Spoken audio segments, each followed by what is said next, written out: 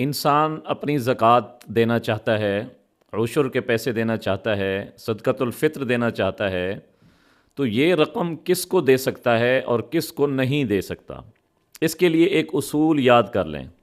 وہ اصول یہ ہے کہ جس سے آپ پیدا ہوئے، مثلا باپ، دادا وغیرہ، جو آپ سے پیدا ہوا، یعنی بیٹا، بیٹی اور آگے اس کی اولاد نیچے تک، ان کو آپ نہیں دے سکتے۔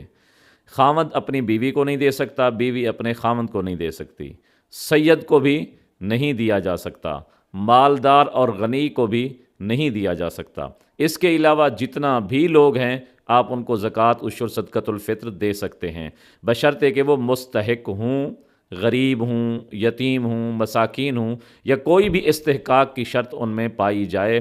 چاہے وہ بھائی ہو، بھائی کو بھی دے سکتے ہیں، بھتیجوں کو بھی دے سکتے ہیں، بہن غریب ہے اس کو دے سکتے ہیں، بھانجے غریب ہیں اس کو دے سکتے ہیں، چچا، ماموں، خالہ، پھپھو یا اس قسم کے قریبی رشتہ دار جتنا بھی ہیں، اگر وہ غریب ہیں تو ان کو دینے کا ڈبل ثواب ہے۔ آپ کا فرض بھی ادا ہو جائے گا اور صلہ رحمی کا ثواب بھی آپ کو مل جائے گا۔